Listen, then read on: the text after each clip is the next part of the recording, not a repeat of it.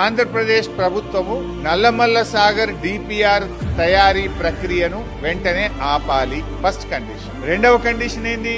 కేంద్ర ప్రభుత్వం central water commission లో నల్లమల్ల సాగర్ అనుమతుల ప్రక్రియను తక్షణమే ఆపాలి.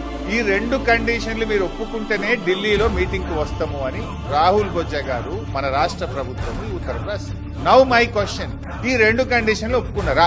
కేంద్ర ప్రభుత్వం మీకేమైనా మేము సిడబ్ల్యూసీలో అనుమతుల ప్రక్రియ ఆపాము అని లెటర్ రాసిందా?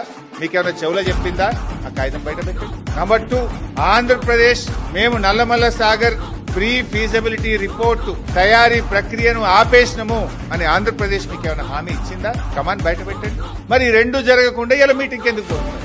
ఈ రెండు జరగకపోతే మీరు మీటింగ్ ఎందుకు పోతున్నారు? అంటే తెలంగాణ నీళ్లను ఆంధ్రాకు ధారా దత్తం చేయడానికి పోతున్నారా? రేవంత్ రెడ్డి గురు దక్షిణలో భాగంగా పోతున్నారా? తెలంగాణకు మరణ శాసనం రాయాలనుకుంటున్నారా? ఇది తెలంగాణ తెచ్చిన పార్టీ, తెలంగాణ కోసం పోరాడిన పార్టీ, తెలంగాణ హక్కులకు అన్యాయం జరుగుతుంటే ఒక్క క్షణం కూడా ఊరుకోని పార్టీ. ఊరుకోం కాక ఊరుకోం. We are the fighters. ఎన్నో త్యాగాల పునాదుల మీద తెలంగాణ తెచ్చినాం. ప్రజలు నీకు అధికారం ఇచ్చింది గోదావరి నీళ్లను ఆంధ్రాకు దారాదత్తం చేయడానికి కాదు మిస్టర్ రేవంత్ రెడ్డి.